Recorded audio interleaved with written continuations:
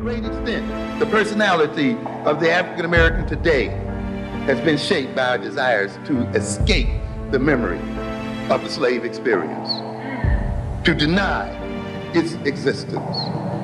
We don't want to talk about it. We don't want to come in terms with it. We don't want to re-experience it psychologically. We don't want to know about it.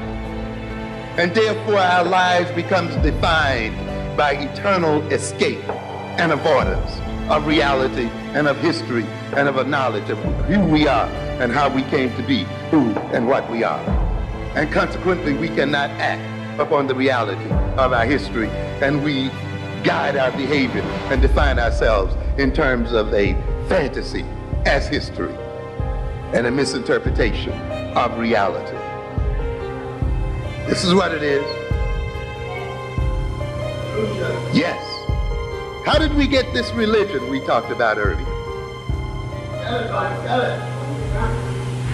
I talk about Star Trek, and we talk about the time warp that Star Trek depicts quite frequently, of how people move from one state of consciousness and one world and are suddenly flipped into a new world. They go through a warp, and suddenly, all of a sudden, everything that they used to use to guide themselves no longer counts.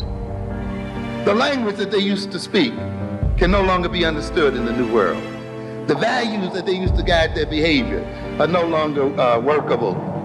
In fact, it gets them into trouble. The gods, the culture, the nature of the social relations, and all of the things that they used prior to meeting the warp no longer suffice. Now they must learn new values and new behaviors and new orientations in order to adapt themselves to the new universe that they live in. We are in that kind of position today. Think about the African in the world the African lived in prior to being brought across the oceans. Think about the gods we praised. Think about the organization of our society.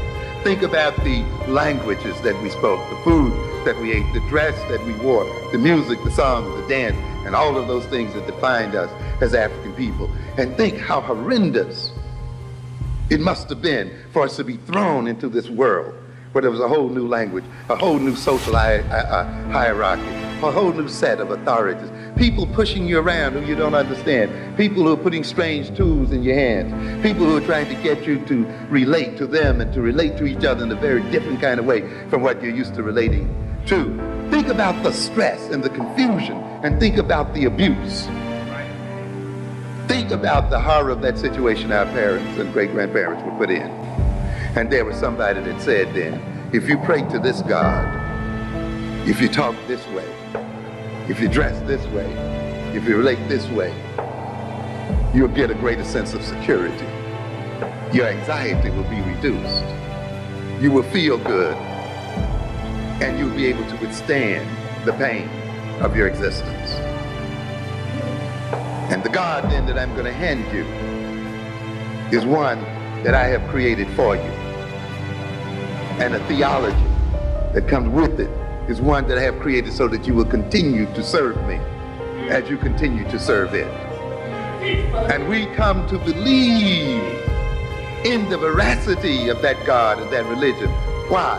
Because we feel so secure when we follow it. And we feel so relieved when we follow it. And yet we wonder why, despite all of our prayers, despite all of our devotion, we still suffer the way we do. I often ask the question, why is it that the people who prayed the most have the most of their children in the jails of America today? Hey bro, we not from Africa.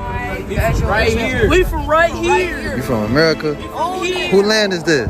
Ours. It's y'all land? Ours. Tell them it's y'all land. Who they stole it That's from? a cop right there. Fuck you, nigga. Tell them. They Yeah. stole it from us. Yeah, talk y'all shit. But look, I just want y'all to know, have a good day, and I'm a good kid. Stay Okay. positive, meditate. Always. Ooh, he's focused. He's focused, yeah.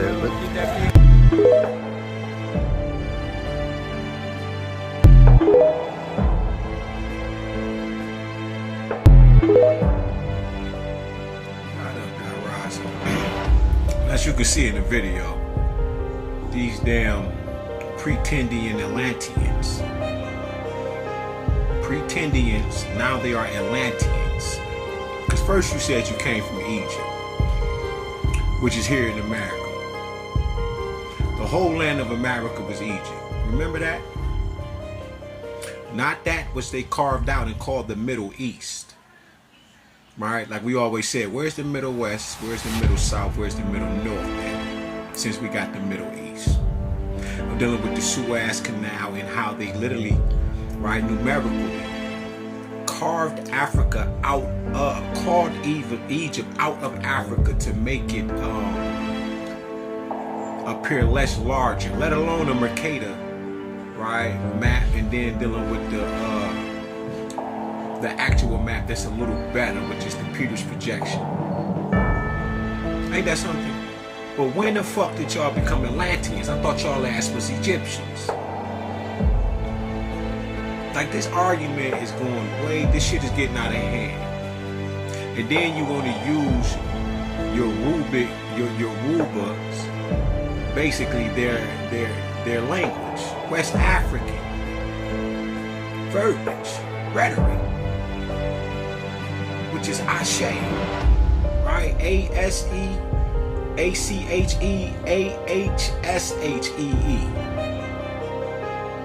When did you, how do you keep doing that? Did you tell them that this is a war bonnet? And that this come from Egypt? Africa, the best crown of the god BES.